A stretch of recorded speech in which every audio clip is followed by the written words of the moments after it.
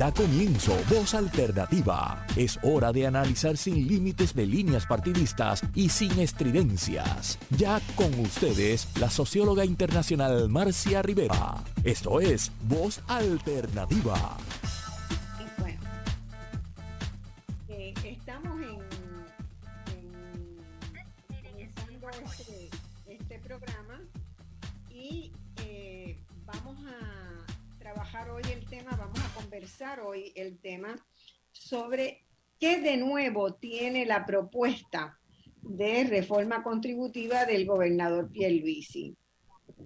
Ustedes saben que en esta misma semana, el pasado lunes, se anunció por parte del gobernador su intención, según nos dijo, de simplificar el sistema contributivo. Ya muchas veces hemos escuchado esa promesa, ¿verdad?, de reducir las tasas contributivas de individuos y de corporaciones para hacer más competitivo a Puerto Rico.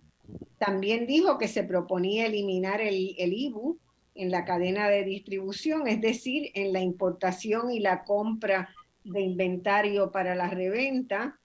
No presentó todavía un proyecto completo, sino lineamientos de lo que se propone hacer. Así que estamos haciendo este programa con personas que están siguiendo muy de cerca ese proceso, pero todavía sin un proyecto concreto al frente. Mientras tanto, en la legislatura hay trabajo en otros proyectos que también cambian parcialmente algunos elementos de nuestro sistema contributivo. Es claro que Puerto Rico necesita una reforma cabal, una reforma seria, integral, pero, ¿verdad?, tiene que ser de esa manera, que considere todos los elementos que hay que considerar cuando se hace una reforma contributiva que dure mucho tiempo.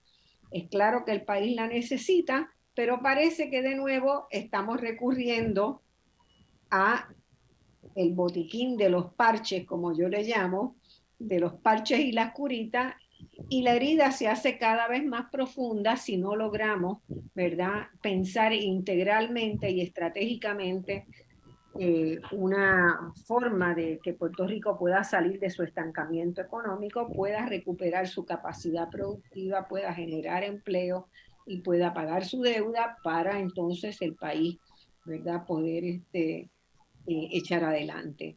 Tenemos en este programa hoy, nos honran con su visita el CPA y senador honorable Juan Zaragoza, al doctor en economía y profesor universitario José Caraballo y al experto en contribuciones Edwin Río, a quienes les doy la bienvenida. Buenos días, tengan todos. Espero que estén contentos y que podamos tener una conversación bien a fondo sobre estos temas. Buenos días, Marcia. Saludos a todos. Bueno, a mí me gusta presentar a la gente que viene al programa, no porque para decir que el programa trae a gente famosa y todo eso, no es por eso. Es para que la gente sepa la cantidad de talentos y capacidades que nosotros tenemos en Puerto Rico. Y siempre me gusta presentar la gente que puede echarse encima al país, ¿verdad? Y en esta ocasión no es diferente. Empiezo con Juan Zaragoza, que es contador público autorizado, egresado del bachillerato en administración de empresas de la Universidad de Puerto Rico y de una maestría también en administración de empresas de la Universidad de Indiana en Bloomington, ambas magna cum laude. Actualmente es senador por acumulación por el Partido Popular Democrático y preside la Comisión de Hacienda, Asuntos Federales y de Asuntos de la Junta relacionados con la Junta de Control Fiscal en el Senado de Puerto Rico. Durante muchos años, Zaragoza estuvo en la práctica privada en reconocidas empresas de contabilidad y auditoría. De 1989 al 92 fue secretario auxiliar de rentas internas en el Departamento de Hacienda y de noviembre del 2014 a diciembre de 2016 fue secretario de Hacienda. Durante ese periodo también fue miembro de varias juntas gubernamentales, tales como el Banco Gubernamental de Fomento, el sistema de retiro de maestros, la compañía de desarrollo industrial, entre otros. También, y en esto comparte con los otros invitados, fue presidente del Colegio de Contadores Públicos de Puerto Rico. Cada invitado ha sido presidente de su órgano, ¿verdad? Del organismo que nuclea a sus colegas, lo que quiere decir que eso es una evidencia de liderazgo y de compromiso. Edwin Ríos es economista con una maestría de la UPR y más de 30 años de experiencia. Fue presidente de la Asociación de Economistas de Puerto Rico y ha representado a la institución en los grupos asesores de reforma nombrados por el gobernador. Dirigió la Oficina de Asuntos Económicos y Financieros de Hacienda por 15 años, participando en todas las propuestas de reforma desde el 94. Tuvo a cargo la dirección del primer informe de gasto tributario y ha participado en innumerables foros sobre temas económicos y contributivos. Actualmente tiene una práctica privada parcial de consultoría económica. Finalmente tenemos a José Caraballo, una persona que ha estado en varias ocasiones en Voz Alternativa y a quien distingo mucho por su juventud, sus capacidades, su dinamismo. Es doctor en economía en The New School for Social Research, donde se especializó en estudios del desarrollo con honores. Ha ganado becas de investigación de varias instituciones que le ha permitido ir profundizando en eso que es su pasión, el estudio del desarrollo, ¿verdad? De los procesos de desarrollo. Fungió como catedrático asociado de Estadísticas y Finanzas en UPR Calley, fue investigador en el Instituto de Investigaciones Interdisciplinarias y director del único Centro de Información Censal de Puerto Rico. También fue presidente de la Asociación de Economistas. Ha publicado ya un libro, 10 artículos arbitrados académicos en revistas internacionales y más de 80 artículos en revistas en diferentes medios en diferentes países. Ha presentado más de 50 conferencias académicas en diferentes países y yo tuve un gran placer de trabajar con él, acometer con él la preparación del primer informe de desarrollo humano de Puerto Rico.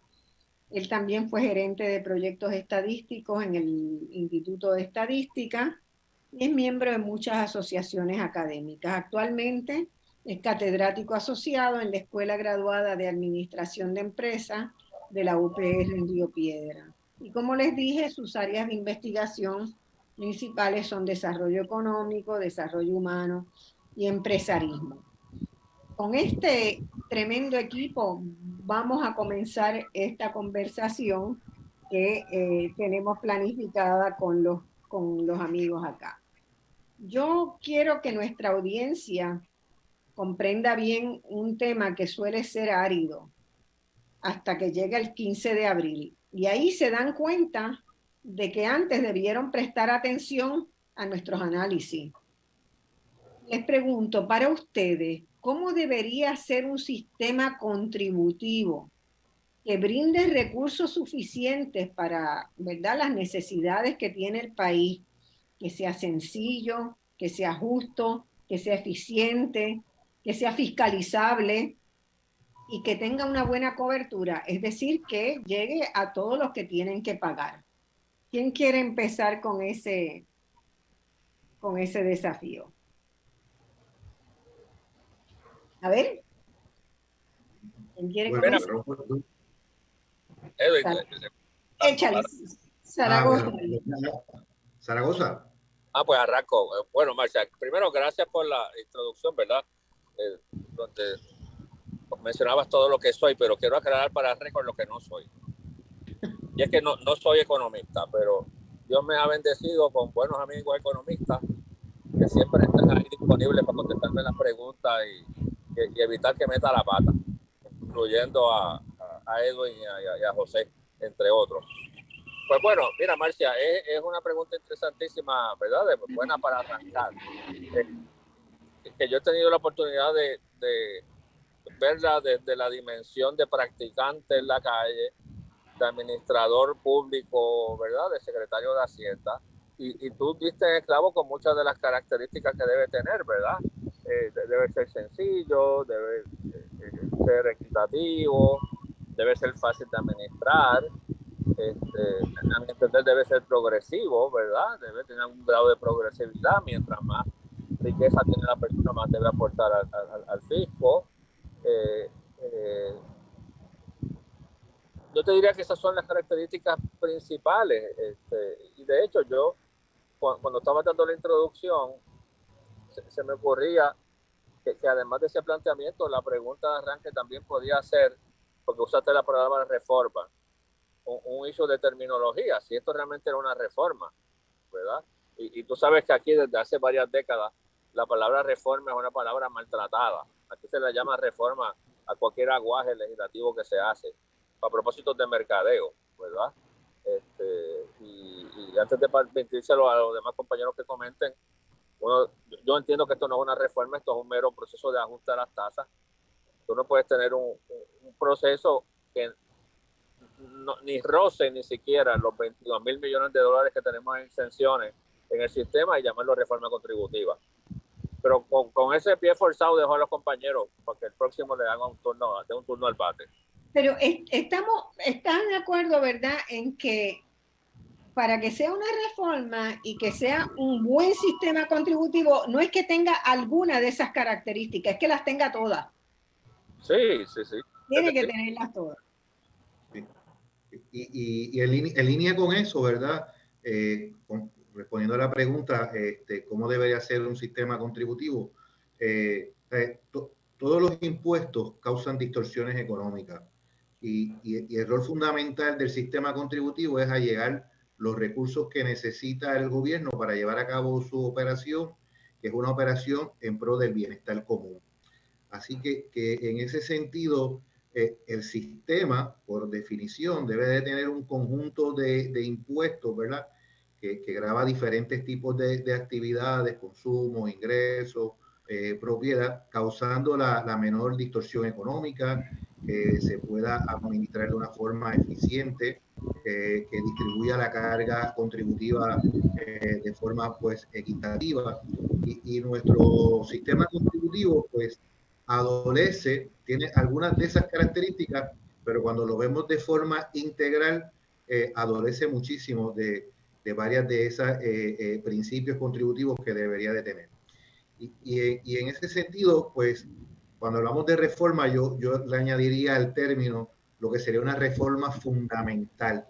Entonces, ya cuando hablamos de una reforma fundamental, estaríamos hablando de reestructurar todos los impuestos, las bases contributivas, las tasas contributivas, pero eso no es lo que está ahora mismo servido, ¿verdad? En la discusión. O sea, podríamos decir que hay unos cambios en la estructura o en ¿verdad?, en el sistema contributivo, pero no hay una transformación que es lo que sería una reforma integral.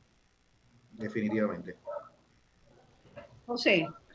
Yo estoy de acuerdo con los compañeros, creo que, y añadiría a eso que pues aquí prácticamente todos los gobiernos vienen con una historia de que van a hacer una reforma contributiva y por eso ya pues es casi una costumbre. Yo creo que es como para decir que están haciendo algo, aunque muchas veces pues lo que hacen son pedazos de una reforma contributiva.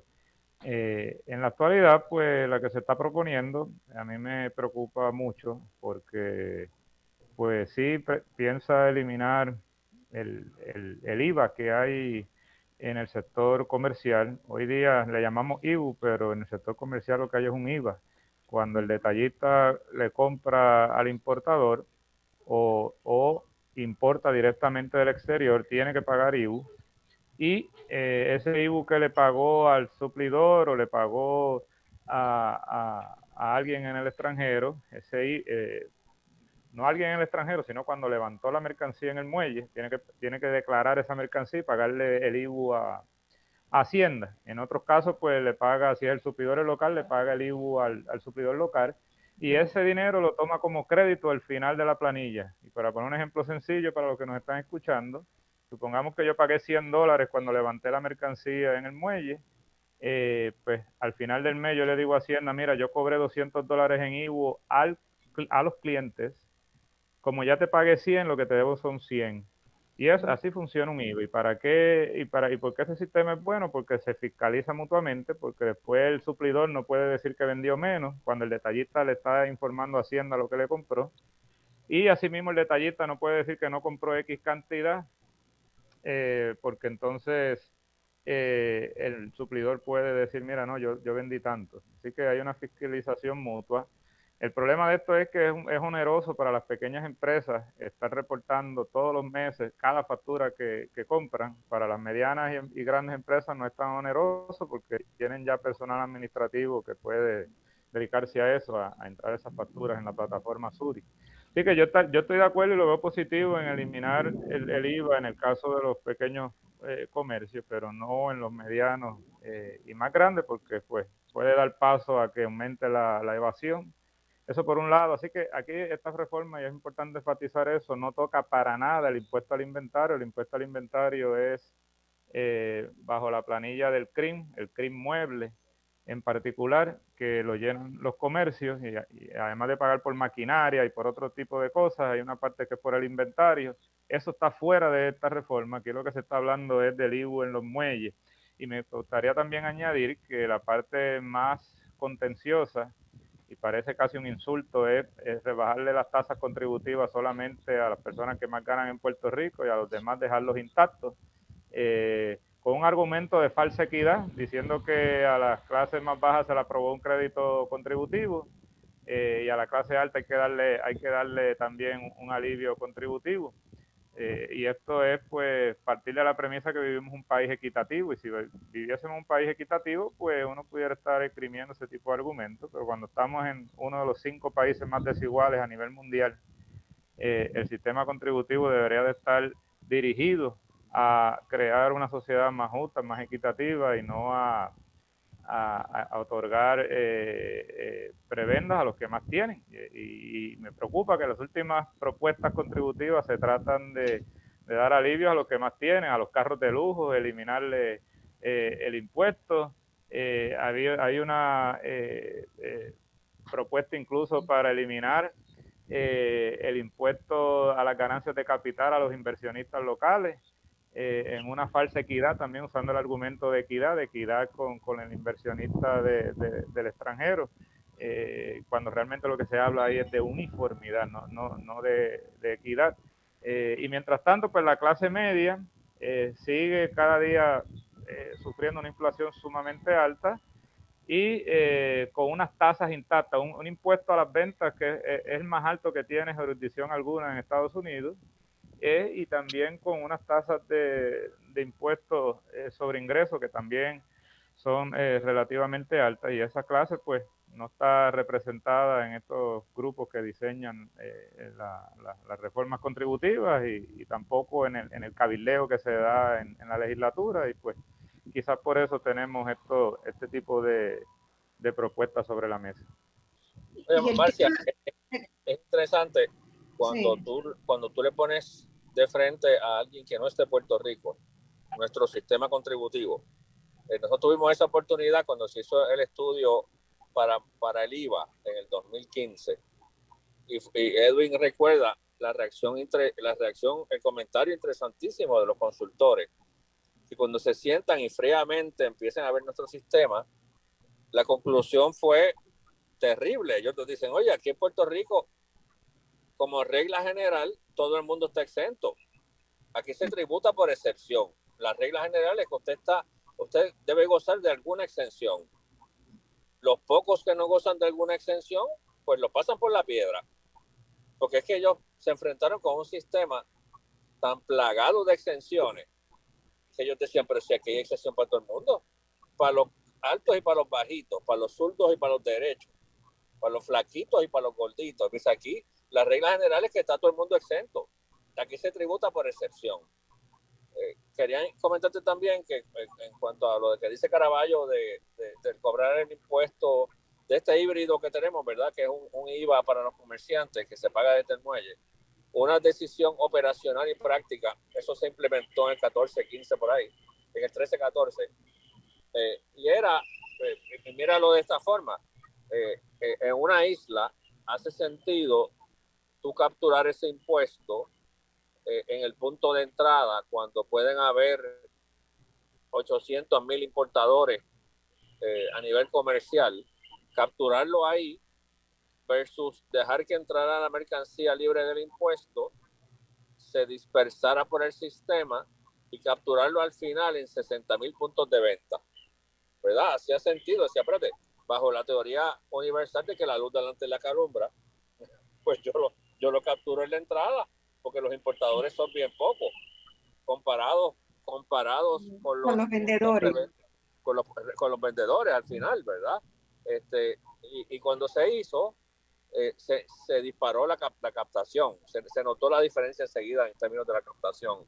Yo oí la propuesta del Departamento de Hacienda, no quiero todavía, ¿verdad?, pasar juicio completamente, quiero ver cómo ellos piensan que se va a compensar, ¿verdad?, el hecho de soltar ese impuesto que capturas en la entrada, y depender exclusivamente con el punto de venta. Yo creo que un punto medio es ese que propone Caraballo, decir, bueno, pues, ¿a quién más afecta esto? Porque te requiere el uso de efectivo temprano en la cadena, es el pequeño comerciante, pues vamos a ayudar al pequeño comerciante, pero el grande que siga el mismo sistema, ¿verdad? Así que, Edwin, si quieres comentar algo. Yo quisiera añadir algo con ese tema del IVU, ¿verdad? Y las expresiones de ambos de los compañeros. Yo participé en el grupo del sector privado cuando se hicieron las propuestas y se presentaron en mayo, y el sector privado recomendó lo siguiente. Tenemos un sistema híbrido, ¿verdad?, que se estableció, porque nosotros no tenemos ni un IVA puro ni un impuesto a la venta puro. Lo que tenemos realmente es un sistema híbrido y no lo podríamos llamar de ninguna otra forma que no sea esa misma híbrido. Entonces se propuso movernos o a un IVA, que la gran mayoría del sector privado lo favorecía, o si nos íbamos a mover a un sales tax puro, pues hacerle unos ajustes de uniformar la base con los municipios, que Hacienda lo cobrara. En esta propuesta de eliminar el IVU, ¿verdad?, en el uso, coincido con los compañeros de que afecta al pequeño comerciante, alguien que está comenzando un negocio por primera vez y va a traer mercancía, por decirlo así, para distribuirla o establecer el negocio, pues tiene que pagar ese impuesto en la entrada. Eso yo creo que no favorece a los negocios. Pero sin embargo, lo peor que tiene el sistema actual y que no se atiende es el B2B, que es el impuesto entre transacciones de negocio, que eso sí realmente afecta, ¿verdad?, la forma de hacer negocio, introduce costos en los negocios que se transfieren a los consumidores. Así que la mejor forma hubiese sido atender ese asunto de evitar ese impuesto entre transacciones entre negocios, más que eliminar, por el efecto que pueda tener en la captación, el impuesto en los muelles. Así que por lo que veo, hemos tenido varias diferencias aquí, ¿verdad? Así que eso es parte de la dinámica en la discusión de los sistemas contributivos. Sí, no, pero tienes un buen punto. El B2B, que es un impuesto business to business, pero es por transacciones comerciales de servicio, sí, ¿verdad? Porque pues, la compra de bienes entre negocios no se considera, el término B2B en el IVU, en el contexto del IVU, se limita a los servicios, ¿verdad? Pero ahora que tú lo traes, Edwin, me parece que es un punto interesante también. Me parece que con ese siempre ha habido unos cuestionamientos. Se puso en su momento para ampliar la base, ¿verdad? Para capturar más impuestos, reconociendo también que había una tendencia progresiva a consumir más y más servicios. Pero ese sería un ángulo también interesante para explorar, en vez de estar trasteando el de la entrada. A mí me da la impresión de que este diseño que se anunció que se iba a convertir en, ¿verdad?, que se iba a convertir en proyecto de ley para someter a la legislatura por parte de la oficina del gobernador, no toma en cuenta una realidad de Puerto Rico que es muy dramática y es, ¿verdad? Los niveles de pobreza que hay en el país, los niveles de desigualdad que han ido creciendo en Puerto Rico. Y la desigualdad va creciendo porque hay gente que ha hecho, ¿verdad? Incluso durante la época de la pandemia que le fue muy bien. Entonces, Puerto Rico ha ido convirtiéndose en una sociedad sumamente desigual. Y por lo menos cuando yo estudiaba economía, ¿verdad? Hace unos cuantos años, se consideraba que los impuestos también podían tener una función de corrector de los mercados, ¿verdad? Lo mismo que se decía un poco de la educación, ¿verdad? La educación era ese servicio que brindaba el Estado que más acercaba la posibilidad de que la gente pudiera pasar de una situación de pobreza, estudiando en la universidad, cambiando de trabajo, a que una familia progresara, ¿verdad? Y yo creo que esa discusión en las últimas llamadas intentos de reforma que se han hecho nunca ha estado presente, ¿verdad? No hay una preocupación por eso. Es como si no importara que Puerto Rico fuera hoy el quinto país más desigual del mundo. Hace un par de años llegó a ser tercero. Me imagino que con las transferencias federales, bueno, hubo un elemento corrector por ahí, u otros vinieron a ser más desiguales que Puerto Rico. Pero es una tasa brutal de desigualdad. Entonces, ¿por qué otros impuestos que podrían hacer, ¿verdad?, esa labor de corrector no se instrumentan en Puerto Rico? Sí, Y yo eso creo es que algo que debemos, ¿verdad?, estar discutiendo. No se habla hoy de la necesidad de que hay que intervenir los mercados para establecer mecanismos de corrección. sí, yo creo que en los últimos, estos últimos años, la mejor política que se ha hecho para reducir la desigualdad ha sido el crédito al trabajo Sí. que se otorgó. Pero con este tipo de reforma contributiva puedes cancelar ese efecto positivo que tuvo sobre la desigualdad el crédito al trabajo. Así que coincido que este tema de la desigualdad está completamente ausente y pues me preocupa que lo que se domine en la discusión sean personas que tienen conflicto de interés porque son asesores y le suplen a muchos de los beneficiarios de esta reforma contributiva y a la vez están haciendo recomendaciones después de política pública. Sí, y ahí hay un conflicto un poco ético Claro. que yo creo que es algo que se ha dado en Puerto Rico últimamente, donde el gobierno ha perdido su capacidad de tener una inteligencia interna que pueda entonces promover políticas. Se le delega a unos grupos que tienen sus propios intereses y por eso es que se excluye. Mira, meramente veamos algunas cosas. ¿Cuál ha sido la evolución del impuesto a las ganancias de capital, verdad? ¿Cuál ha sido la propia evolución del impuesto a los ingresos, verdad?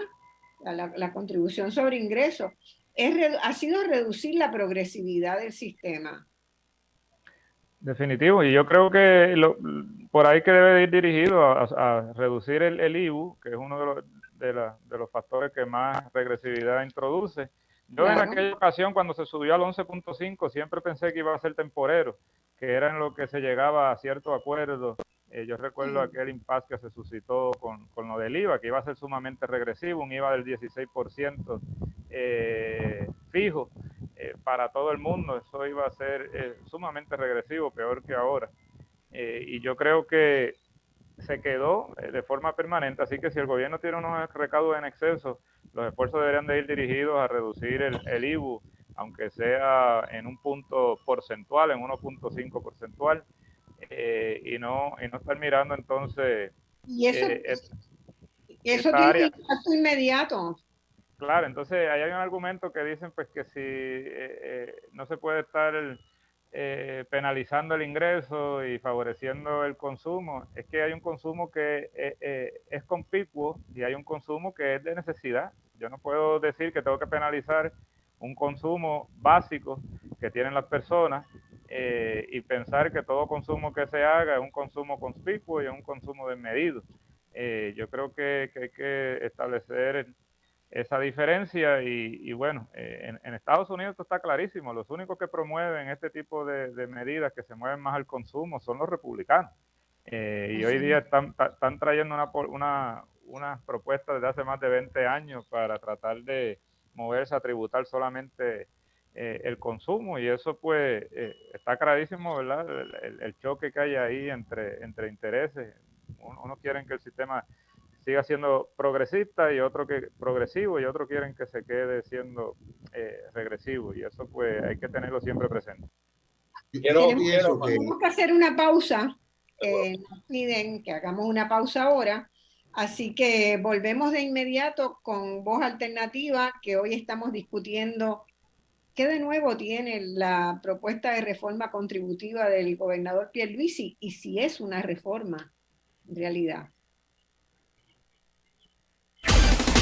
En solo minutos regresamos con Voz Alternativa por Radio Isla 1320. Luego de un terremoto significativo o tsunami, los servicios básicos como agua y luz pueden verse afectados. Es necesario que incluyamos en nuestra planificación agua y alimentos no perecederos para un mínimo de 3 días. La preparación es un regalo de amor para usted y los suyos. Infórmese redsísmica.uprm.edu. Recuerde que prepararnos es responsabilidad de todos. Ya estamos de regreso al análisis de los temas que te interesan. Escuchas Voz Alternativa por Radio Isla 1320. Yo creo que, ¿verdad? Un poco siguiendo en línea con la pregunta sobre el impuesto sobre herencia, eso ha estado ausente, yo creo que en todas las discusiones de reforma contributiva de Puerto Rico. Si se ha tocado el tema, ha sido algo pasajero y nunca se ha visualizado como parte del sistema contributivo en términos de que sea una fuente de ingreso, ¿verdad? Para llegar recursos o para redistribuir riqueza. Y en esta propuesta pues tampoco está incluido. Y entonces pues eso nos lleva al tema de la contribución sobre la propiedad inmueble y el CRIM. Cuando hablamos de una reforma contributiva y hablamos de una reforma integral, tenemos que poner todos los impuestos sobre la mesa y visualizarlo porque están todos interrelacionados. Claro. Eso a veces yo veo pues que se hacen muchas comparaciones internacionales y lo veo, ¿verdad?, en trabajos particulares. Vamos a comparar la tasa contributiva del IVU en Puerto Rico con los estados, pero dejan afuera comparar otros componentes del sistema contributivo. ¿Cuál es la tasa de contribución sobre ingresos de individuos? ¿Cuál es la tasa de contribución sobre la propiedad? Y a veces pues hay sistemas que la tasa de contribución sobre ingresos es reducida, pero la tasa del impuesto del consumo anda por 19%. Claro. Hay en otros casos que la tasa de contribución sobre ingresos es baja y la de consumo pues es más alta, ¿sabes? Que son combinaciones con diferentes objetivos. Es claro que en Puerto Rico tenemos que sentarnos, ustedes se han sentado en mesas de discusión, ¿verdad? Traen unos aportes, unas consideraciones, pero yo siento que todavía se necesita más participación de la gente que no está, ¿verdad? Que no está peleando porque le bajen sus impuestos, que son las que... En solo minutos regresamos con Voz Alternativa por Radio Isla 1320. ¿Qué es la mochila de seguridad? Es un bulto que incluye artículos de necesidades básicas para varios días en caso de una emergencia como un tsunami. Incluye agua, alimentos no perecederos, botiquín de primeros auxilios, radio de baterías y linterna, entre otros. Para niños o personas con necesidades especiales incluye medicinas, leche en polvo, pañales e información del médico. Dile a tu familia dónde se encuentra la mochila. Infórmate redsísmica.uprm.edu. Recuerda que prepararnos es responsabilidad de todos. Ya estamos de regreso al análisis de los temas que te interesan. Escuchas Voz Alternativa por Radio Isla 1320.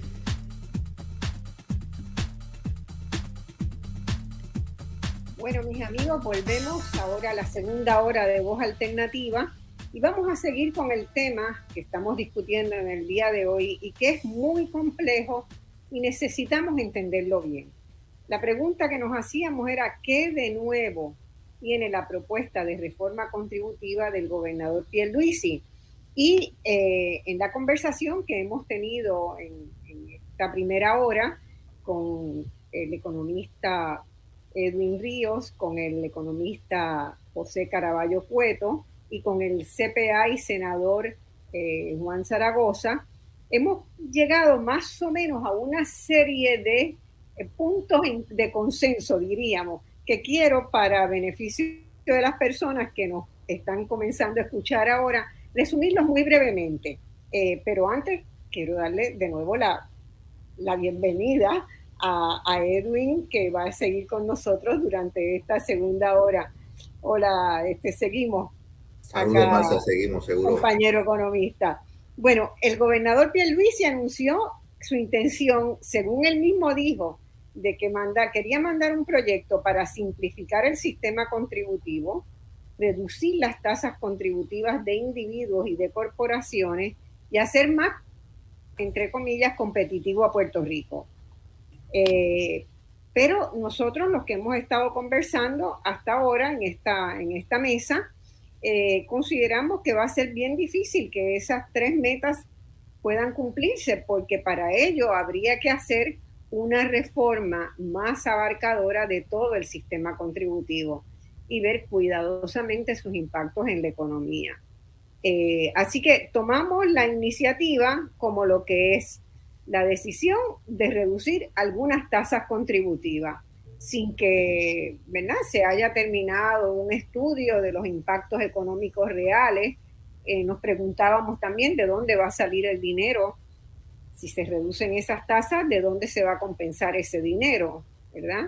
Caraballo y Zaragoza y Edwin decían hace un rato que esto es una burbuja, no es este oasis, este maná de fondos federales que ha venido, no es algo que va a estar permanentemente en la economía de Puerto Rico y todavía no es muy claro que estén dados todos los elementos para que la economía despunte como debería despuntar.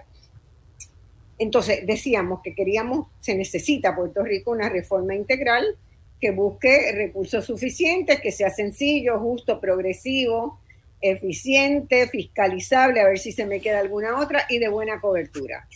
Y concluíamos que los lineamientos presentados reducen mucho las tasas para las personas más ricas y para las corporaciones más grandes, y no las reducen suficientemente para la verdadera clase media, que está compuesta, Edwin ha insistido mucho en esto y en otras entrevistas, por las personas con un ingreso bruto entre $30,000 y $50,000, y para las corporaciones con menos ingresos. Eso quiere decir, Edwin, vamos a seguir de ese punto, ¿verdad?, que yo creo que se piensa que la clase media de Puerto Rico tiene unos niveles más altos de los que en realidad tiene. Sí, en parte sí. El argumento, ¿verdad?, que se plantea en la propuesta de reforma es que ya se le concedió un alivio a través del crédito al trabajo a un amplio sector de la población, lo cual es cierto, y eso afectó la distribución de la carga contributiva y los de ingresos más altos quedaron más separados. Y entonces se propone reducir la carga a los de ingresos medianos altos. Y a mi juicio, ¿verdad?, a base de la información que se ha presentado, todavía queda un grupo en el medio que yo identifico como contribuyentes de $30,000 a $50,000, que su beneficio relativo, porque van a recibirlo, no es comparable con el que van a recibir los de los ingresos mucho más altos. Esto, ¿verdad?, a veces uno usa el ejemplo de arroz habichuela y quizás podemos añadirle aquí, podemos añadirle este plato, pues la carne, ¿no? La carne a veces uno tiene 5 términos: la quiero cruda, término medio, media cocida o totalmente cocida. Pues aquí el grupo del medio y medio cocido es el que no está viendo quizás un beneficio relativo mucho mayor. Que es algo que probablemente en la discusión, ¿verdad? Si esto continúa, ajustes que se puedan hacer, ¿verdad? Esa es por lo menos mi expectativa. O cuando venga el estudio que mencionamos, ¿verdad? Anteriormente, pues se pueda demostrar realmente cómo es que se benefician. Precisar mejor eso. Y también pasa con las corporaciones, ¿verdad? Yo creo que hay un salto muy grande en esas categorías de corporaciones, sí. Porque los primeros negocios, los incipientes negocios puertorriqueños no llegan, o sea, es como muy injusto hacerle la misma carga contributiva que a los que están ya en 3 millones de dólares, ¿verdad? Que es donde está la separación. Como que ahí haría falta otra categoría. Hay un reto, ¿verdad? En hacer estos cambios y ha sido consecuencia de todos los cambios que hemos arrastrado a través del tiempo. Claro, en un momento mencionábamos los parchos, ¿no? Entonces, ¿qué pasa? Al sistema se le han ido introduciendo cambios, concediendo beneficios y han ido creando una forma particular.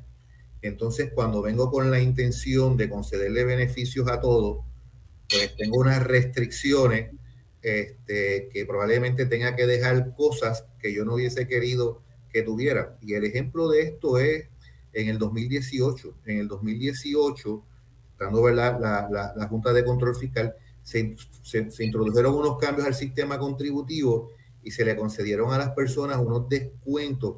Hacían el cálculo de la contribución y cuando terminaban podían coger un 5% de descuento de la contribución o después se modificó a un 8%. ¿Qué pasa? Que recuerdo que en los planteamientos que hacíamos cuando estábamos en el grupo asesor, decíamos, vamos a eliminar esa parte de ese descuento, vamos a reestructurar las escalas y las tasas, lo cual hacía mucho sentido. ¿Qué pasa? Que cuando uno se va a hacer el ejercicio, dice, pero espera, ya yo te había concedido este beneficio y si yo reestructuro como debería ser, resulta que ahora te voy a afectar. Y entonces tengo que introducir nuevamente otra cura a algo que quizás quería corregir. Claro, y vamos quizás es un momento para introducir un tema un poco escabroso.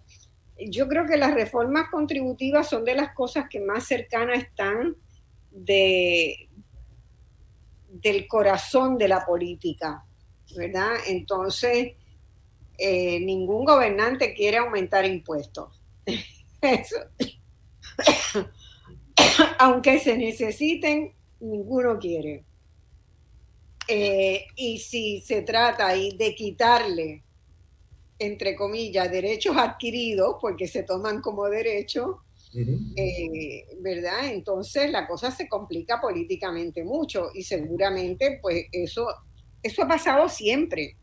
Y yo creo que un análisis del lenguaje, de cómo los políticos presentan siempre sus reformas contributivas, porque todos los que hemos tenido gobernando en Puerto Rico, ¿verdad? Desde hace 3, 4 décadas, todos han querido hacer su reforma contributiva y todos van dirigidos en palabras parecidas o casi idénticas a dejar más chavitos en tu bolsillo, ¿no? Esa metáfora de que los impuestos son siempre para rebajarse y no necesariamente para imponerse cuando hay situaciones de necesidad como realmente la que ha estado viviendo Puerto Rico desde las últimas 2 décadas, ¿verdad? Que tenemos un estancamiento, primero un decrecimiento económico y después un estancamiento.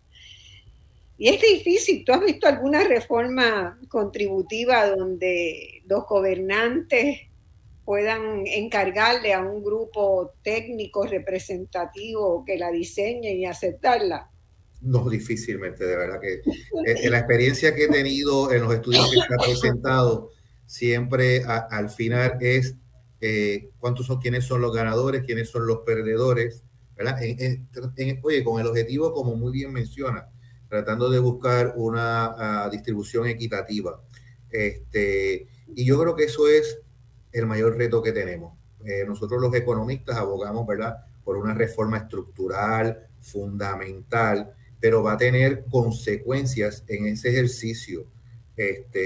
Como mencionaba el senador Zaragoza, aquí hay muchísimas exenciones y preferencias.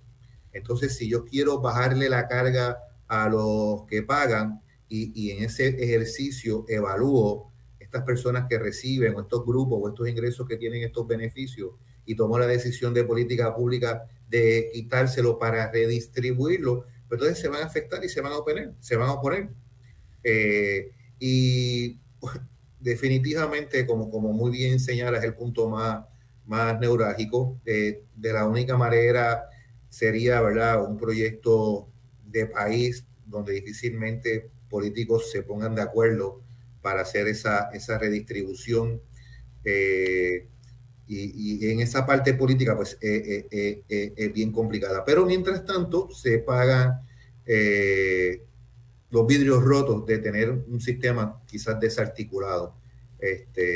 Yo no tengo duda de que si reestructurada como país y nos comparáramos en ese momento, no con lo que está ahora, sino con lo nuevo, estaríamos mucho mejor.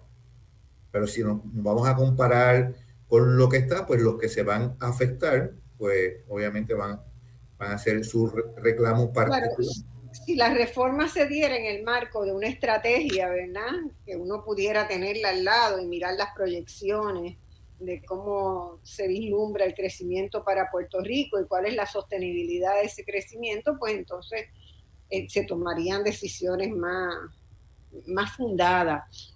La otra cosa que no habíamos discutido en la primera hora y que me siguió dando vuelta es que no podemos discutir los impuestos y el sistema de contribuciones en un vacío, ¿verdad? Ya lo hemos dicho, tiene que verse en relación con la economía, pero particularmente hay dos elementos que a mí me parece que son importantes y te pregunto si lo son. Uno, los salarios, ¿verdad? Los niveles de salario.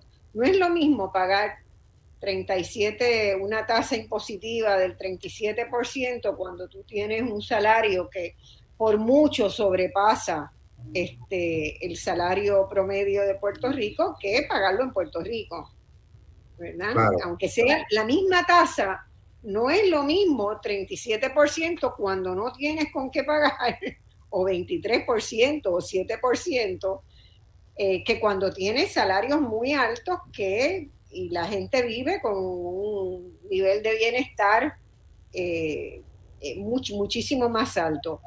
Y lo otro tiene relación también con los servicios gubernamentales, con los servicios que se brindan. ¿Para qué se usan eso? Porque no es lo mismo pagar lo que uno paga el 15 de abril o lo que uno paga por la propiedad o lo que se paga en el IBU, cuando tú tienes muy buenos servicios, pero cuando tienes las calles llenas de rotos, cuando la educación no funciona, cuando el sistema público de salud está colapsado, la gente protesta y tienen razón. Y con razón, sí. Traes un punto muy, muy importante, ¿verdad? Pues hablamos de los impuestos y no tocamos el lado de los servicios y el lado del gasto público. Y precisamente, pues, esa es la relación del ciudadano con el gobierno, ¿no? Y este tema del gasto público tiene a su vez una incidencia y una distribución. Hay una frase que se le atribuye a un juez del Tribunal Supremo de Estados Unidos, uno de los jueces, que dicen que los impuestos es el precio que pagamos por vivir en una sociedad civilizada. Así que a cambio de ese impuesto, de ese precio que yo pago, yo como ciudadano espero recibir unos beneficios: salud, seguridad, educación, carretera, ¿verdad? A cambio de ese impuesto y recibirlo en términos del bienestar común de toda la sociedad, ¿verdad? No el caso sencillamente particular. Y a veces yo veo gente que expresa, por ejemplo, que dice: pues mira, yo pago la luz, yo pago la seguridad de mi urbanización, mis hijos van a escuela privada, yo pago mis servicios privados de salud, y pago un montón de impuestos y no recibo nada del gobierno. Pues mira, tiene un punto, ¿verdad? Sin embargo, tenemos que ver que probablemente el médico que le dio el servicio se formó en una educación pública. Quizás el maestro que educa a sus hijos en la escuela privada vino del sistema de educación pública. Así que cuando hablamos, ¿verdad?, de bienestar común, pues tenemos que verlo en ese contexto amplio. Y como país, pues hay que definir cuál es el rol que tiene el gobierno en la economía y cuál es la participación. Y básicamente, pues, está relacionado, ¿no? Muchas personas, como señala, ven las carreteras en mal estado y eso realmente muchas veces lo que hace es que promueve la evasión. La gente dice, pero ¿para qué voy a pagar impuestos? Déjame buscar la forma de evitar pagar impuestos porque no recibo los beneficios y esto es confiscatorio. Y eso, de alguna manera, está en este momento mucho más relacionado con la estrategia o con la visión, ¿verdad?, del gobierno de privatizar muchos de los servicios públicos. Entonces, si el gobierno quiere decir, ¿verdad?, yo creo que debía ser lo suficientemente honesto y decir, bueno, nosotros queremos bajar los impuestos porque a la vez vamos a estar privatizando los servicios, pues que me digan, mire, esto nos cuesta tanto, ahora nos va a costar tanto, que transparencia en los números, pero eso no lo hay, ¿verdad? Pero se privatizó el aeropuerto, se han privatizado los peajes, se han privatizado ahora hasta todas las etapas de la energía eléctrica. La calidad de la educación pues ha hecho que migren del sistema. O sea, Puerto Rico es uno de los países en el mundo donde más alta es la proporción de estudiantes que van a colegios privados en escuela primaria y secundaria, ¿verdad? Normalmente las tasas están entre 70, 80, 90% de estudiantes que van a la escuela pública y 20, 30 que van a la escuela privada. En prácticamente todos los países del mundo. En algunos llega todavía muchísimo más del 90%, ¿verdad?, en países desarrollados y en países más atrasados. Pero en el caso de Puerto Rico es a la inversa. O sea, nosotros fuimos, ¿verdad?, la escuela pública fue perdiendo estudiantes y las privadas, que muchas veces no tienen la calidad que tiene la pública, ¿verdad? No estoy menospreciando a la pública. En la pública hay maestros maravillosos que se esfuerzan porque salgan buenos estudiantes y cada vez vemos anuncios de que estudiantes de escuela pública se han ido a grandes centros de investigación en Estados Unidos o en Europa o han ganado prestigiosas becas porque se forman bien. Pero el hecho es que en la imaginación popular, pues, entonces, si hay que pagar por todo eso por afuera del gobierno. Sí. Que la ejecución, ¿verdad?, del gobierno, proveer los servicios es bien importante. ¿Verdad?, uno podría ver, hay experiencias de otros países donde los niveles de impuestos son altos, pero sin embargo los ciudadanos reciben unos beneficios de excelencia. Y lo reconocen, ¿sabes? Dicen, lo que pasa es que tienen beneficios laborales, beneficios de cuidado de hijos, flexibilidad. De salud. Francia, Noruega, Suecia, son países que tienen una institucionalidad en sus servicios públicos excelente. Y para mirar en América Latina también hay países, los tiene Brasil, los tiene Argentina, los tenía, perdón, que me ha dado un ataque de tos y no sé por qué. Los tiene Uruguay, Chile, tienen muy buenos servicios, ¿verdad?, de educación, de salud, de carretera. Así que es importante, ¿verdad?, en esa relación sistema contributivo, gasto público, pues ver la función que tiene el gobierno y que los servicios pues lleguen a los ciudadanos. Perdón, pero me fui a buscar un poco de agua. Gracias. Perdón, sí, te estaba escuchando.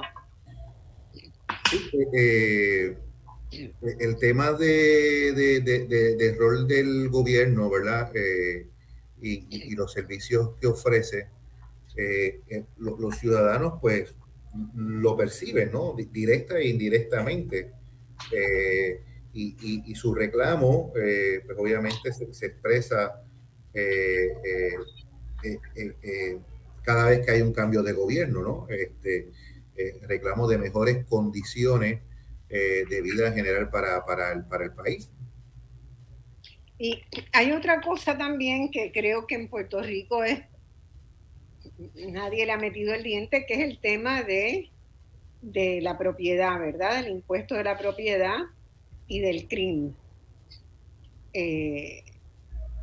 Puerto Rico necesita hacer una revisión de su catastro hace décadas. ¿Por qué no se hace? Definitivo, sí. Sí, es un problema que se arrastra, una situación por muchísimos años, ¿no? Cuando uno ve el sistema contributivo, lo que el individuo paga en contribuciones, pues en el caso de Puerto Rico hay impuestos estatales e impuestos municipales, pero hay que verlo de forma integrada. Y entonces, pues aquí se visualiza que ciertamente es así, son ingresos que reciben los municipios, pero no se mira junto con con el sistema impositivo de los impuestos del gobierno central. Y yo señalaba, ¿verdad?, en una entrevista en una ocasión anterior, que en el 2019 unos consultores del Tesoro Federal hicieron un trabajo sobre la contribución de la propiedad inmueble en Puerto Rico y identificaron que el 17% de las propiedades inmuebles en Puerto Rico están fuera del sistema, que la valorización está a un 40% de su valor tributable y que la tasa de casación... Si está 40%, estamos perdiendo el 60% de lo que tendría que pagar. Y la tasa de captación ronda por 50%, o sea, que cobras 52% de un valor de 40%. Así que, y eso pues realmente afecta a los municipios, afecta a los que pagan, es una inequidad del sistema, y todo realmente por un asunto de administración tributaria. Entonces, hablábamos ahorita de la voluntad política de hacerle cambios al sistema contributivo. Por aquí es voluntad política de administrar lo que ya tienes establecido. Entonces, pues nosotros tenemos, ¿verdad?, un gobierno central y 78 gobiernos municipales. Y ya a su vez están divididos. Además, es injusto. Es injusto que para la gente que hace una casa con mucho esfuerzo o que compra una casa, ¿verdad?, que la compró más tarde, relativamente reciente, va a pagar un impuesto a la propiedad mucho más alto que alguien que compró una casa hace 20 años y la renovó, que está irreconocible. Exacto, sí, definitivamente. Es injusto. Totalmente, sí. Y la gente lo sabe que es injusto. Entonces esos son problemas serios. Sin embargo, con la estructura que tenemos, ¿verdad? Con la estructura que tenemos de esos 3 contribuciones fundamentales que pagamos, sobre ingresos, sobre la propiedad y sobre el consumo, ¿qué podríamos hacer para mejorarla? O sea, bajar la contribución sobre ingresos, yo creo que hay que hacer, en principio, pues todo el mundo quisiera que se le bajara a todo el mundo, pero Puerto Rico no tiene otra forma. Sí. Alguien tiene que pagar impuestos y hay que buscar qué es lo más justo que pueden pagar. Sí. Yo creo que pero ahí hay otro problema, que es el de la fiscalización de los autónomos. De la misma manera que nuestras reservas de agua tienen salideros impresionantes, que se pierde el 60% del agua por los salideros, pues la contribución sobre ingresos en algunos sectores profesionales, los no asalariados, pues presenta problemas. No sé si se han ido mejorando, quiero saberlo, ojalá que sí. Sí, te comento, ¿verdad? En el caso de los ingresos por cuenta propia, en el 2020, si no me equivoco, sí, se introdujo un cambio al sistema contributivo donde tienen una alternativa que se llama un cómputo opcional de tributar sobre el ingreso bruto, ¿verdad? No sobre el ingreso neto. Es decir, si el 80% del ingreso se recibe por cuenta propia, tienen la opción de tributar a unas tasas fijas con respecto al ingreso bruto, no reclamarían deducciones. Esto pues se hizo en gran parte tratando de simplificar y evitar todos estos cómputos de gastos y todo lo demás. Los papelitos que había que buscar para... Exactamente, digo, mira, no lleno estos papeles, no lleno toda esta documentación, este es el ingreso que obtuve y sobre este ingreso total te pago. Ahora bien, mencionaste, Abel, al principio de la pregunta sobre este tema, que qué podíamos hacer con el sistema contributivo con los tres principales impuestos. Y aquí traigo el tema, pues, entonces, de lo que se conoce como el gasto tributario, que es los ingresos que el Estado deja de recibir porque concede preferencias tributarias, exenciones, exclusiones a diferentes grupos y actividades.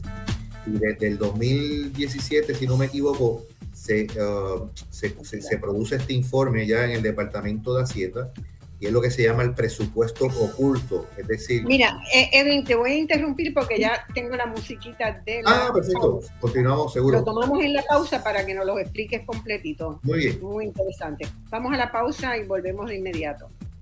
Bueno, mis amigos, volvemos y estábamos hablando, yo le había hecho la pregunta a Edwin, vamos a tomar la realidad. En este momento no hay posibilidad alguna de hacer la reforma contributiva que quisiéramos que se hiciera, ¿verdad? Pero ¿qué es lo que puede ser menos dañino para las personas? Y específicamente estábamos en la contribución sobre ingresos y yo preguntaba si una de las cosas que se podía hacer era mejorar la fiscalización de los autónomos y Edwin estaba explicando las diferentes estrategias que se habían seguido, ¿verdad? Para hacerlo. Correcto, por favor, sigue. Sí. Y, ciertamente, pues esa es una de las áreas, ¿verdad?, más difícil, a diferencia de los asalariados que, como se dice, ¿verdad?, públicamente están retratados, su nómina la retiene el patrono y envía el pago al Departamento de Hacienda. Pues el que tiene negocio, pues tiene quizás también, como se dice, oportunidades de defenderse. En los últimos años, el Departamento de Hacienda ha introducido cambios administrativos donde tiene que haber declaraciones de ingresos para poder reclamar ciertos gastos. También está lo de la tributación a tasa fija, y son cambios que han sido básicamente, yo creo que lleva 1 o 2 años contributivos. Habría que estudiar el resultado de esos efectos y ver la necesidad de hacer ajustes, como mencionaba ahorita en el ejemplo, ¿no?, de las filtraciones. Esto es como el que tiene una casa y la techa, pero tiene que ir dándole mantenimiento porque si no continúan las filtraciones. Yo pienso que se puede ampliar la base en el otro tema, se puede ampliar la base contributiva y reducir más las tasas. Y para eso tenemos que hacer una evaluación de todos los beneficios contributivos que se conceden para sectores y actividades específicas. Por ejemplo, en créditos contributivos anualmente se pueden estar otorgando 200 o 250 millones en diferentes actividades. Inversión de infraestructura, compra de maquinaria, inversiones particulares, ¿verdad?, que son políticas definidas ya, y se deben de evaluar las mismas si verdaderamente tienen el rendimiento que se espera, y si no, pues ampliar la base, bajar las tasas, y de esa forma pues se conceden más beneficios, llegan más ingresos, el sistema es más equitativo. Estamos hablando de que en el último informe se identificaron alrededor de 450 tipos de preferencias tributarias, donde hay pues tasas diferenciadas, exenciones, tipos de deducciones particulares. Y eso debe ser parte ya de un ejercicio de revisión del sistema de una forma integral. Y En cuanto a la fiscalización general de la evasión, la introducción de más tecnología, yo creo que se ha hecho, ¿verdad?, en los últimos años. Eso ayuda a explicar por qué el incremento en los recaudos. Sí. Bueno, el incremento en los recaudos, ¿verdad? Depende de tres factores. Y tengo otra pregunta después más difícil, porque Okay, no quisiera ni preguntarla, pero...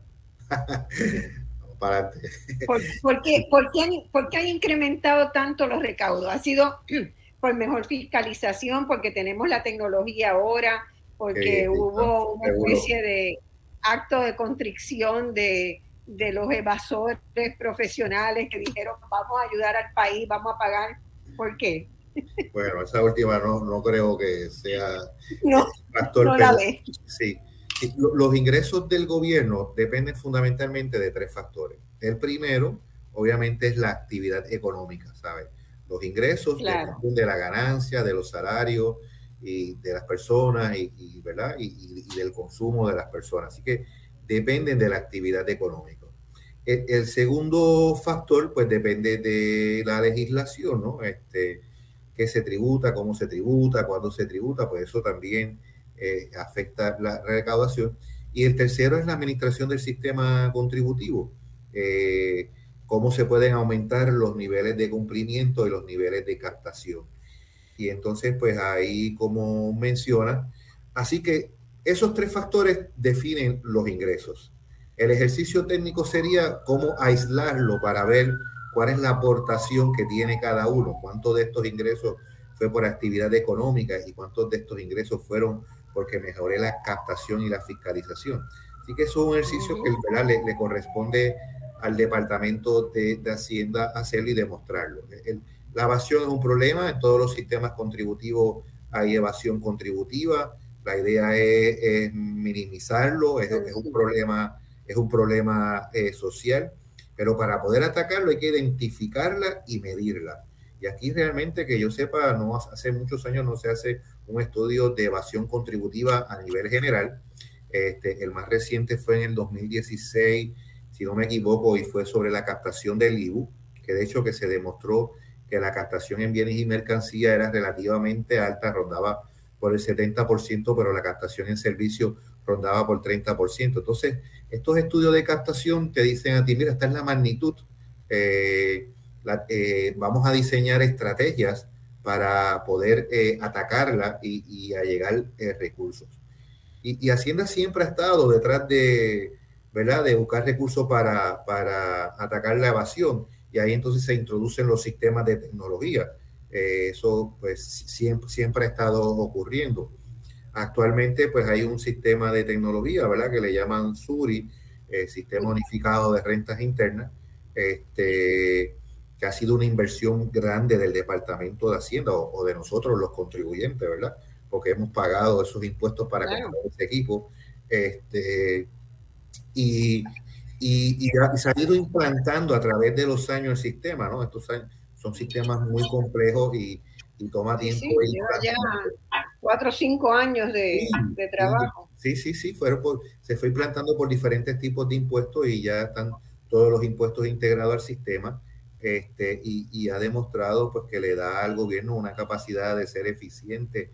Lo hemos visto, ¿verdad?, en las distribuciones de las ayudas durante la pandemia, la efectividad, ¿verdad?, con que la gran mayoría de las personas recibieron esos beneficios. Yo pienso que el sistema, y en cierta manera el secretario de Hacienda lo ha ido expresando, el sistema todavía tiene mucha más capacidad para mejorar la fiscalización, pero me da la impresión, y porque estuve allá un tiempo, o gran parte de mi vida la tuve en el Departamento de Hacienda, hay una necesidad de fortalecer el área de los recursos humanos especializados, competentes, bien remunerados, para poder ayudar a esa gestión de fiscalización, porque la máquina te puede identificar, mira, que hay un perfil de un evasor contributivo, pero hay que llevar a cabo una ejecución.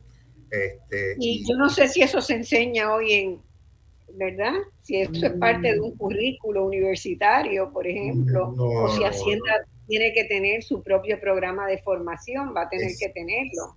definitivamente, sí. Tener su propio programa de formación, ver las experiencias. Hay muchas organizaciones a nivel internacional, organizaciones de administradores tributarios, sí, ¿no? Que se comparten estas, sí, experiencias. Yo veo, acá en Uruguay, por ejemplo, el sistema tributario está vinculado, nosotros no tenemos algo similar, ¿verdad? Porque acá existe una dirección general impositiva, que sería Hacienda más bien recauda, la DGI hace todo, ¿verdad?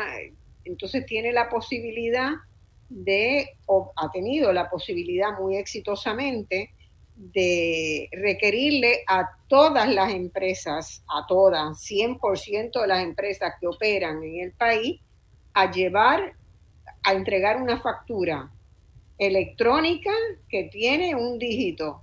Y ese dígito, o sea que los movimientos de las empresas quedan registrados para el Estado también, sean grandes o sean chicos, sea unos caramelos y unos refrescos que compró en la esquina o sean compras de autos, de propiedades, de todo.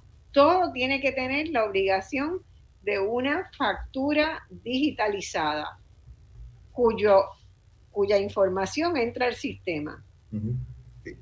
Y bueno, me imagino, ¿verdad?, que el sistema del IVA facilita mucho Claro, eso a través del IVA, ¿verdad? Sí. Todo lo que se hizo para el sistema, sí, del IVA. Son países que tienen sistemas de impuestos ya maduros de muchos años y ha evolucionado sobre el mismo sistema, no como nosotros que estamos acostumbrados a hacer cambios y cada 4 años alteramos diferentes modalidades o se responde a diferentes intereses, por decirlo así, en términos de... Sí, bueno, y en realidad también es resultado de una praxis política, de un bipartidismo que necesita diferenciarse del anterior, ¿verdad?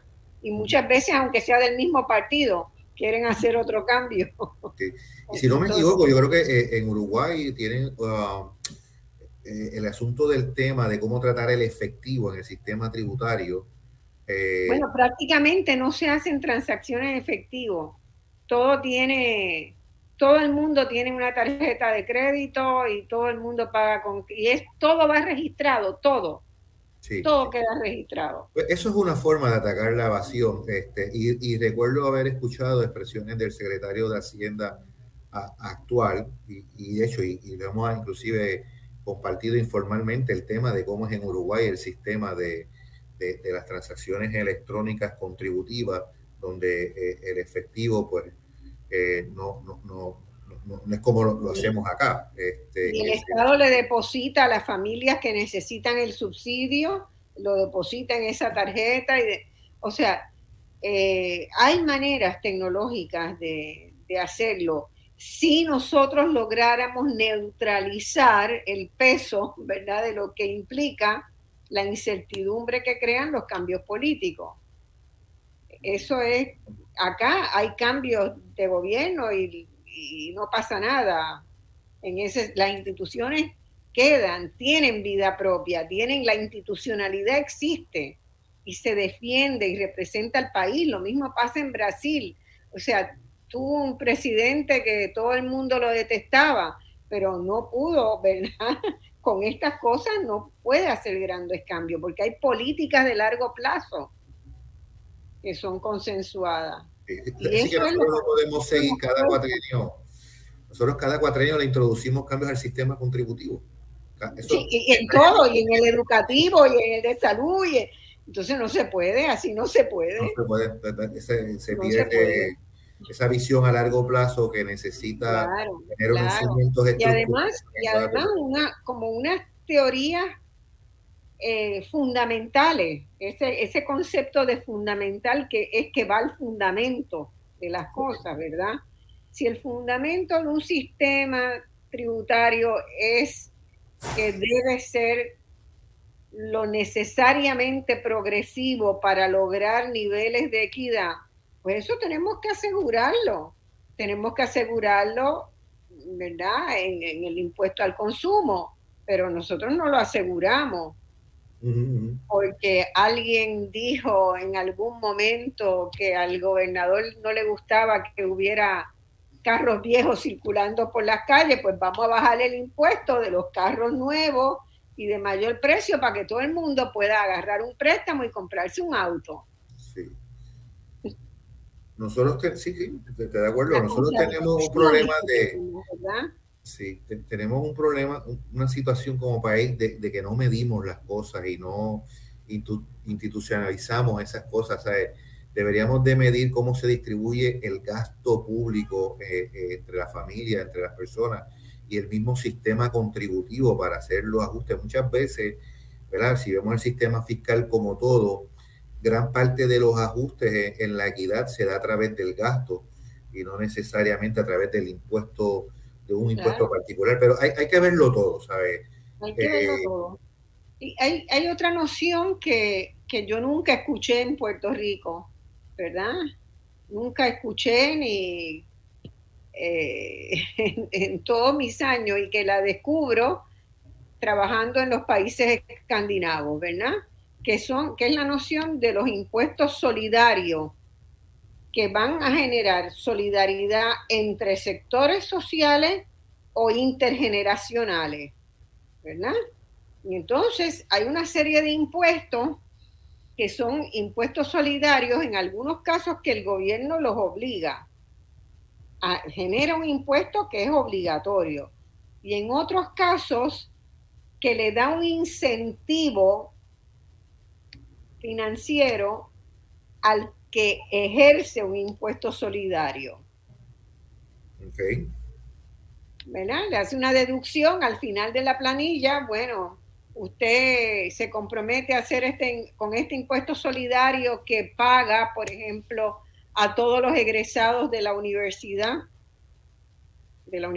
Nacional Estatal, un pequeño impuesto. Lo que pasa es que es para mucha gente. Entonces, un pequeño impuesto que asegura que las universidades públicas tienen un fondo de becas para los que no pueden sobrevivir, aunque la educación sea gratuita, para comprar libros, hospedaje y tal, ¿verdad? Ese es un tipo de impuesto solidario, o un impuesto que he visto también en varios países, impuesto solidario para mejorar la comida de los niños en los centros educativos, públicos o privados, ¿verdad? Entonces, para asegurar que los niños tengan mejora de alimentos y transporte, que los vengan a buscar a la casa y los lleven. Bueno, la mayor parte de la gente está dispuesta a hacer un impuesto solidario de ese tipo. Y si en la planilla de contribución sobre ingresos hay una ranurita que dice yo me acojo a tal impuesto solidario, le damos un premio. Interesante. Y esas son formas de ir abonando a la equidad. Sí. Y de igual forma, por ejemplo, en el caso quizás nuestro, ¿verdad? Una mirada a la función que llevan a cabo las organizaciones sin fines de lucro en diferentes actividades de salud, de educación, de desarrollo económico. Muchas de ellas pues reciben alguna ayuda del Estado dentro del gasto público o aportaciones del sector privado que a su vez se deducen en el sistema contributivo, pero que son áreas que se pueden, ¿verdad? Integrar o mejor estás trayendo el ejemplo, quizás articular para que sea más efectivo esas funciones que llevan ellas a cabo y esos beneficios. Hay impuestos solidarios también con el medio ambiente para, ¿verdad? Lograr eliminar los vertederos, montones de cosas que son objeto, ¿verdad? Que podrían ser objeto de acciones solidarias intergeneracionales para que las próximas generaciones no encuentren la destrucción que estamos haciendo. Lo único que quiero plantear es que yo a veces veo, ¿verdad?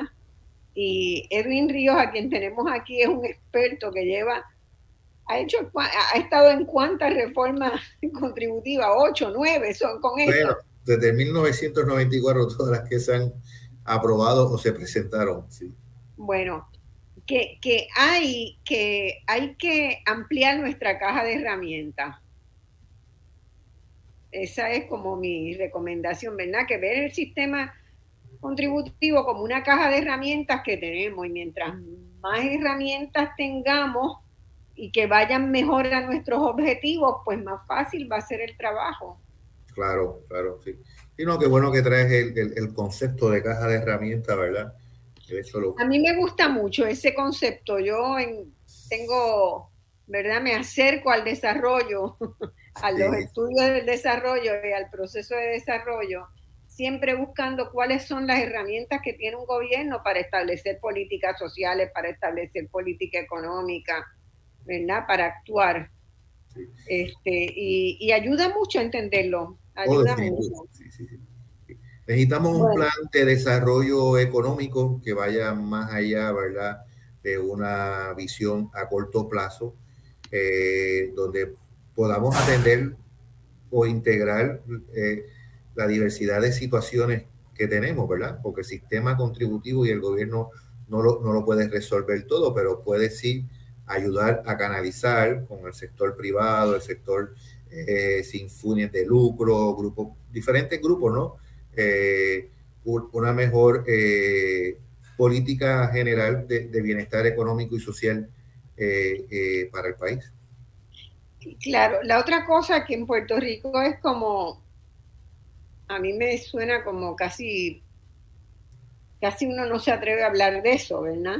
De la gerencia, ¿verdad? Pero la herencia se ha ido demostrando en las investigaciones económicas internacionales, es lo que más reproduce la desigualdad, porque no es lo mismo nacer en una cuna de oro con una cuna de paja. Teniendo, ¿verdad? Que ya sabes que eres heredero de una fortuna y alguien que es heredero de deudas, problemas, escasez. Entonces, un poquito de forma, ¿verdad? De una forma de ir alivianando eso es poner un impuesto a las herencias, no a todas las herencias, pero a las herencias grandes, a las herencias millonarias. Entonces, si podemos pasar de cero a algo, ese algo lo tenemos para devolver servicios a la gente. De hecho, relacionado con ese tema y con lo del impuesto solidario, muchas veces vemos, ¿verdad?, en los municipios estructuras que están totalmente abandonadas, residencias, negocios, y cuando uno investiga, pues son resultados de gente que se murió y que la herencia es este estorbo público que está aquí, que no lo podemos utilizar porque tiene una deuda extremada probablemente con el crimen o otro tipo de problemas, pero que tienen un valor, ¿no? Pero lo que estamos heredando es el problema y no tenemos los recursos para atenderlo, y probablemente un impuesto a esas herencias donde se canaliza para atender esta situación podría ser Por algo. eso, en el mundo de la idea, ¿verdad? Hay que imaginar cómo resolver problemas, ¿verdad? Con cosas que nunca hemos hecho. Exacto, sí. Digo, esto lo digo porque a raíz de nuestra conversación, ¿no? Sí. Pero es una forma de empezar y verlo haciendo esas críticas. Y la otra cosa es que en Puerto Rico no se hace una diferencia entre riqueza e ingresos, ¿verdad? Y eso existe.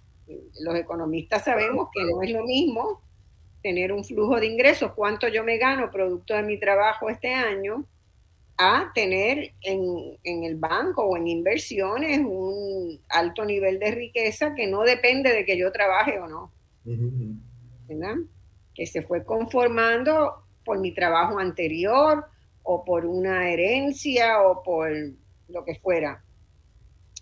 Y eso también empieza a ser objeto de discusión y de toma de acción de países que desean cerrar la brecha social. Es un impuesto complementario y desde cierto umbral hacia arriba. Claro. No es que se considere riqueza tener una casa, un auto. No, claro. Sí. Pero pero algo de eso yo menciono para ir pensando en estas cosas, ¿verdad? Que realmente si nosotros queremos atender todos los objetivos del desarrollo, ¿verdad? Que sea cónsono un sistema contributivo con objetivos del desarrollo de equidad y de justicia, pues tenemos que pensar en eso. Ahora mismo hay varios países que están trabajando con cómo establecer dónde está el punto, el umbral ese. Y la otra cosa que quería preguntar y que no me atrevía, lo veo ahora que me había hecho una anotación. ¿Qué pasa con los ingresos, las riquezas que genera el narcotráfico? Y que en Puerto Rico deben ser muchísimo. Mi pregunta. Sí, bueno. Al experto que sabe lo que hay ahí adentro. Sí. ¿No será que en Puerto Rico, yo veo muchas empresas que se abren y se cierran y abren otras? No sé si es que realmente hay una poca estabilidad de los negocios en el país, o es que en realidad se están abriendo negocios que son frentes para lavado de dinero y el pagar contribuciones es una manera de blanquear dinero. Sí. Wow, sí. No es algo que de verdad que haya estudiado con detenimiento, pero... Yo no lo he estudiado. Sí, yo no lo he estudiado. Oye, pero sabemos Observo. que existe, ¿no? En la medida en que esa actividad ilegal, económica, pero que es ilegal, circula a través del sistema financiero o sistema comercial, pues obviamente también pasa por Hacienda, ¿no? Y como sociedad eso no es deseado, ¿sabes?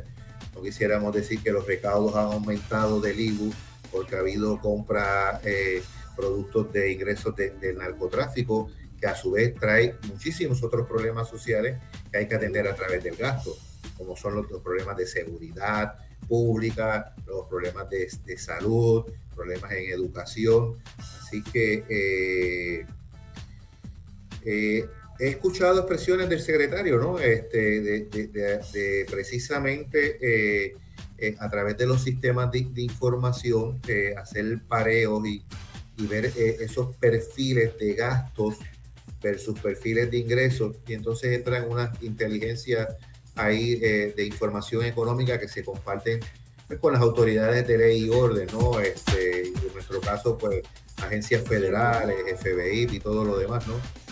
Oye, y pasa también narcotráfico y corrupción, ¿verdad? Que son problemas sociales de otra dimensión. Y ahí realmente el sistema tributario y su administración lo que puede es dar apoyo a la gestión de quien lleva a cabo pues, las investigaciones y todo lo demás. Yo, por ejemplo, veo los datos de las casas de varios millones de dólares que se están construyendo en sectores de Puerto Rico y que se compran, ¿verdad? Se venden, hay buena venta. Pues eso pasa por un proceso y esas casas van a pagar impuestos, y seguramente esa persona que compra esa casa tiene que justificar tener esos ingresos, pues puede crear una corporación y rendir planilla. Yo no quiero decir que esté pasando, ojo, pero que me pregunto si podría pasar, ¿verdad? Porque sí veo esa dinámica. Y ya estamos con la música de que se nos acabó el tiempo, fíjense. Ajá. Qué rápido se nos fue. Muy bien. Sí, no, oye, hay que estudiar. A través de la historia se han visto esquemas financieros legales, y realmente detrás de eso lo que hay es un esquema de corrupción, ¿no? Exactamente. Eso no nos debe de extrañar, eso ha pasado y no solo. Pero hay que seguir estudiándolo. Edwin Ríos, economista, expertos en reformas contributivas van a tocar varias más porque esto no se acaba acá. Esto no va a resolver los problemas que tenemos que en algún momento enfrentar. Muchas gracias por escucharnos y hasta el domingo próximo. Muchas gracias. Gracias, Marcia, por estar acá.